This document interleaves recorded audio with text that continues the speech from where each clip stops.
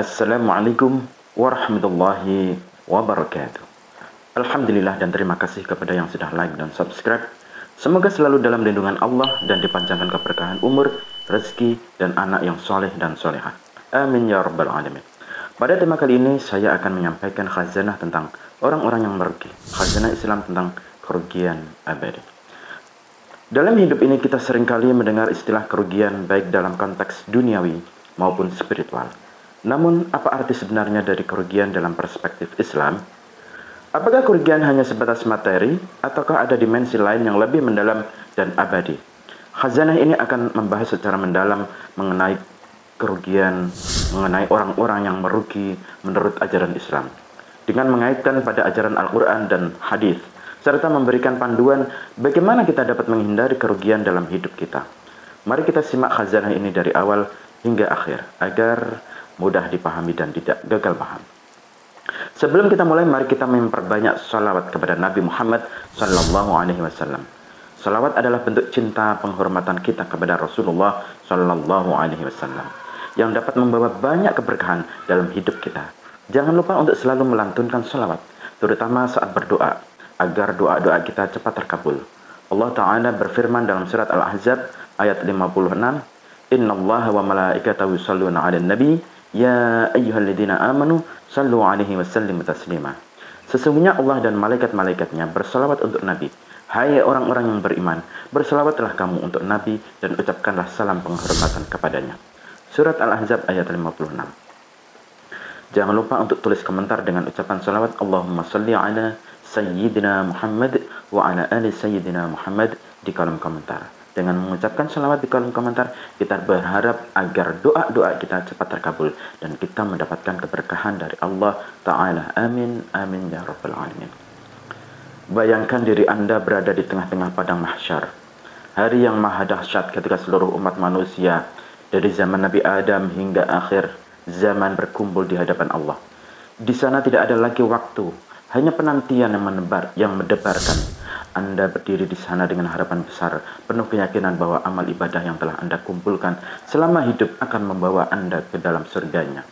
Salat yang tak pernah terlewat, puasa yang dijalani dengan penuh kesungguhan, zakat yang selalu ditunaikan dengan ikhlas, bahkan haji yang Anda laksanakan dengan khusyuk, semua itu mengisi hati Anda dengan harapan dan ketenangan. Namun, apa yang Anda pikir sebagai pintu gerbang menuju surga ternyata tidak seindah yang Anda bayangkan. Rasulullah Sallallahu Alaihi Wasallam pernah bertanya kepada para sahabatnya, tahukah kalian apa atau siapakah orang yang bangkrut? Para sahabat dengan pemahaman yang biasa menjawab, orang yang bangkrut di antara kami adalah orang yang tidak memiliki dirham maupun harta. Jawaban yang wajar, karena di dunia kebangkrutan selalu dikaitkan dengan hilangnya kekayaan materi. Namun Rasulullah menggelengkan kepala. Lalu dengan penuh kasih sayang beliau memberi pemahaman baru yang jauh lebih mengerikan. Beliau bersabda, sesungguhnya orang yang bangkrut dari umatku adalah orang yang datang pada hari kiamat dengan membawa pahala sholat, puasa, dan zakat. Namun pada saat yang sama ia juga membawa dosa karena pernah menghina orang lain, menuduh tanpa dasar, memakan harta orang lain secara batil, menumpahkan darah, dan memukul orang lain tanpa hak. Pada hari itu amal-amal yang selama ini dibanggakan perlahan-lahan diambil dari dirinya, berpindah kepada orang yang pernah disakitinya.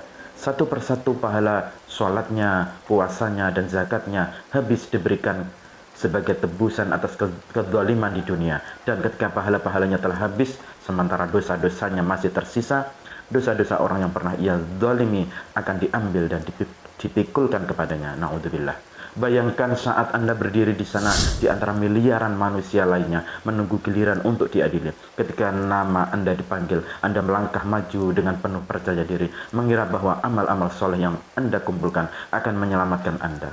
Namun, tiba-tiba satu demi satu orang pernah Anda zalimi muncul ke hadapan Anda. Mereka menuntut keadilan, mengingatkan Anda akan kata-kata kasar yang pernah terlontar, fitnah yang pernah Anda sebarkan, atau bahkan tindakan-tindakan kejam yang pernah Anda lakukan. Di hari itu tidak ada uang, Tidak ada harta, tidak ada apapun yang dapat Anda berikan untuk menebus kesalahan-kesalahan tersebut. Yang ada hanya pahala-pahala Anda. Satu demi satu pahala sholat yang selama ini Anda banggakan diambil untuk membayar hutang dosa kepada orang-orang yang pernah Anda sakiti.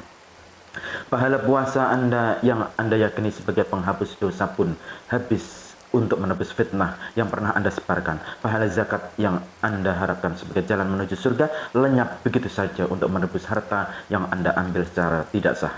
Dan ketika pahala-pahala itu habis, sementara dosa Anda masih tersisa, Allah yang Maha Adil akan membalik keadaan. Dosa-dosa orang-orang yang pernah Anda zalimi, yang awalnya bukan milik Anda, kini dipindahkan ke dalam catatan amal Anda. Betapa menakutkannya hari itu, betapa hancurnya perasaan Anda melihat semua amal ibadah yang selama ini Anda lakukan habis seolah tak pernah ada. Inilah kebangkrutan yang sebenarnya. Bukan sekedar kehilangan harta benda, tetapi kehilangan semua pahala yang telah susah payah dikumpulkan seumur hidup. Kebangkrutan yang sesungguhnya adalah ketika seseorang datang pada hari kiamat dengan segunung pahala, tetapi pulang dengan dosa yang menumpuk. Karena di dunia, ia tidak pernah memperbaiki kesalahan-kesalahannya terhadap orang lain. Di dunia, kita masih memiliki kesempatan untuk meminta maaf, menyelesaikan perselisihan, dan memperbaiki diri. Tapi di akhirat semua itu tidak mungkin lagi dilakukan. Di sana hanya pahala yang berbicara, atau lebih menakutkan lagi, dosa berpindah ke pundak kita. Jangan biarkan diri kita menjadi orang yang bangkrut di akhirat. Mari kita perbaiki hubungan dengan sesama manusia, memohon maaf sebelum terlambat, dan meninggalkan segala bentuk kezaliman. Sebab pada akhirnya yang kita butuhkan bukan hanya sekedar pahala, tetapi juga hati yang bersih dan dosa-dosa terhadap sesama manusia. Renungan yang disampaikan oleh Rasulullah SAW ini adalah tambukan untuk kita semua, agar kita lebih berhati-hati, segera bertaubat sebelum pintu taubat tertutup. Mudah-mudahan nasihat ini ada guna dan manfaatnya bagi kita semua. Sebarkanlah pesan kebaikan ini, agar cahaya Islam dan kebaikan selalu terdengar di telinga kita dan tertanam di sanubari kita. Amin ya rabbal alamin. Wallahu a'lam bissawab. Wabillahi taufiq wal hidayah. Wassalamualaikum warahmatullahi wabarakatuh.